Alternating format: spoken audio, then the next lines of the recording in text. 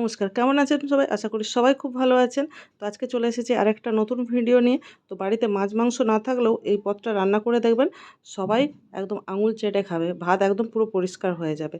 তো কিছুই না, এখানে হচ্ছে একটুখানি মাছের ডিম নিয়েছি। মাছের ডিম নিয়ে একটা হচ্ছে পেঁয়াজ ভালো করে কুচিয়ে নিয়েছি। আর হচ্ছে কাঁচা লঙ্কা বেশ খানিকটা পরিমাণ হচ্ছে রসুন কুচি। পরিমাণ মতো নুন, হলুদ গুঁড়ো আর জিরে গুঁড়ো। এখানে একটা হচ্ছে আমি পোল্ট্রির ডিম অ্যাড করছি। ডিমটা কিন্তু অপশনাল, মেশাতে চাইলে মেশান, আদারওয়াইজ স্কিপও করতে পারেন। তো সবার প্রথম কী করবো না, ডিমটাকে খুব ভালোভাবে মেখে নেবো। ডিমটা মাখা হয়ে গেলে তারপর যত উপকরণ আছে সব উপকরণগুলো খুব ভালোভাবে মিশিয়ে নিচ্ছি। মিশিয়ে নেওয়ার পর এখানে হচ্ছে হাফ চামচ মতো চালের গুঁড়ো মেশাচ্ছি। আর একদম হাফ চামচেরও কম, তারও হাফ একটুখানি বেসন দিলাম, দিয়ে সমস্ত উপকরণগুলো মিশিয়ে নিলাম। এবার একটা প্যান নিয়েছি, প্যানের মধ্যে সামান্য সর্ষের তেল দিলাম। সর্ষের তেল দেওয়ার পরে যে হচ্ছে ডিমটা যেটা মাখানো ছিল, সেই ডিমটা পুরো ভালোভাবে এর মধ্যে যাতে ফ্ল্যাটভাবে ছড়িয়ে দিচ্ছি। দেখুন চামচের সাহায্যে দেখুন আমি ফ্ল্যাটভাবে পুরো ডিমটা একদম প্যানের আকারে ছড়িয়ে দিয়েছি। এবার ছড়ানো হওয়ার পরে এখানে হচ্ছে গ্যাসের ফ্লেম মিডিয়াম টু লো থাকবে। তারপর নিচটা যখন সেট হয়ে যাবে আমি ঢাকা দিলাম। হার্ডলি 1.5 মিনিট ঢাকা থাকলে দেখবেন ওপরটাও শক্ত হয়ে সেট হয়ে যাবে। যখন সেট হয়ে যাবে তখন এটাকে আমি উল্টে দেবো।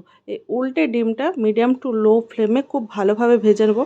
ভাজা হয়ে গেলে একটা টুথপিক দিয়ে দেখবেন আমার মতো, এই যে দেখিয়ে দিচ্ছি দেখুন একটুও লাগছে না, তার মানে ডিমটা খুব ভালোভাবে ভাজা হয়ে গেছে।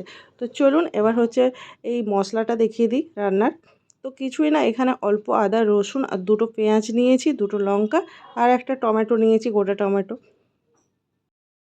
ওদিকে মশলাটা পেস্ট করে নিয়েছি। আর এখানে কি করেছি না, ডিমটা আমি ভালোভাবে কেটে নিচ্ছি, ছোট ছোট পিস পিস করে কেটে নিচ্ছি। আর ভেতর থেকে দেখাচ্ছি দেখুন ডিমটা কিন্তু খুব ভালোভাবে ভাজা হয়ে গেছে, একদম পারফেক্টলি ভাজা হয়ে গেছে।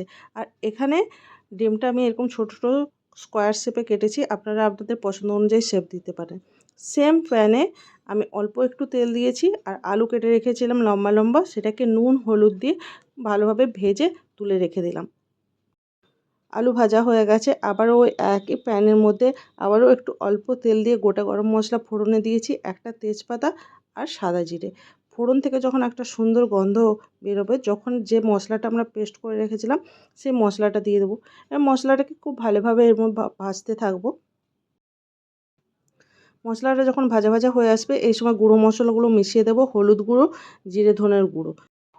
মিডিয়াম ফ্লেমে এই মশলাগুলো খুব ভালোভাবে কষাতে থাকবো। আর এই সময় হচ্ছে মশলা ধোয়া জলটাও দিয়ে এই মশলাটা ভালো করে কষাবো। যখন কষানো হয়ে যাবে অলমোস্ট, সেই সময় এখানে আমি টমেটো কুচি অ্যাড করছি আর পরিমাণ অনুযায়ী লবণ অ্যাড করলাম।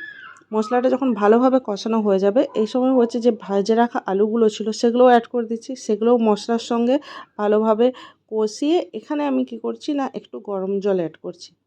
আর এখানে টেস্ট ঠিকঠাক আসার জন্য অল্প একটু চিনিও অ্যাড করলাম। আর দেখুন এখানে আমি গরম জল অ্যাড করলাম।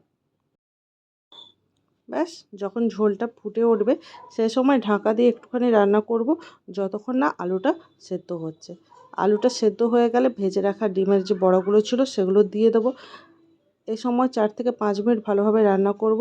ডিমের বড়ার সঙ্গে ঝোলটা খুব ভালো, গ্রেভিটা খুব ভালোভাবে মাখো মাখো হয়ে যাবে। আর ওপর থেকে গরম মশলার গুঁড়ো ছড়িয়ে রান্নাটা শেষ করব। রেসিপিটা যদি ভালো লেগে থাকে তাহলে অবশ্যই সাবস্ক্রাইব করে পাশে থাকবেন। ভালো থাকুন, সুস্থ থাকুন, টাটা।